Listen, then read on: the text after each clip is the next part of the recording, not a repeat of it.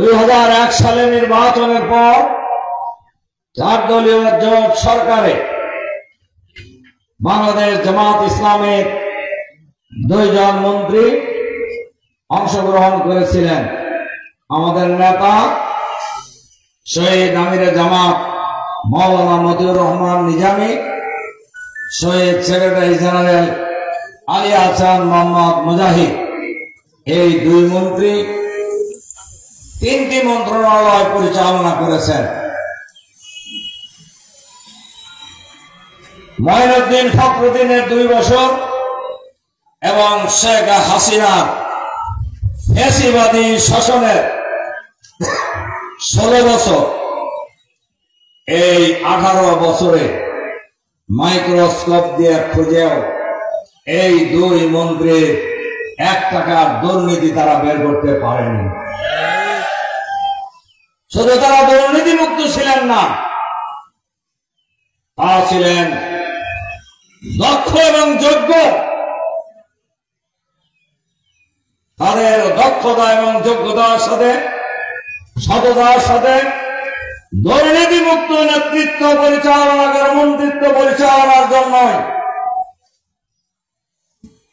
আমাদের প্রতিবেশী রাষ্ট্র এবং তাদের যারা বাংলাদেশের সেবাদার, তারা পরিকল্পিতভাবে এই নেতৃত্বকে দুনিয়া থেকে সরায় দেওয়ার পদক্ষেপ হিসাবে বিচারের নামে প্রহসন করে মিথ্যা মামলা, মিথ্যা সাক্ষী, মিথ্যা তদন্ত কর্মকর্তা, মিথ্যা বিচারপতি নিয়োগ করে আমাদের নেতাদেরকে ফাঁসি দিয়ে হত্যা করা হয়েছে।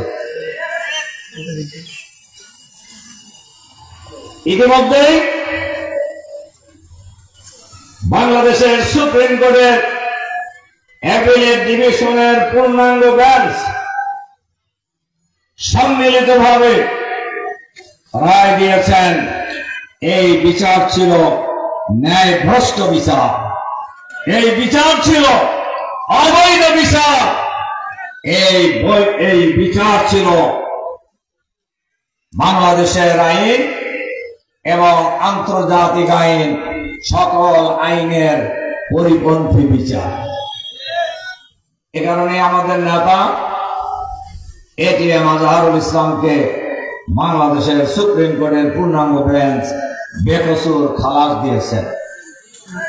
আজকের এই জনসভায় আমরা অন্তর্বর্তীকালীন সরকারের কাছে আহ্বান জানাবো,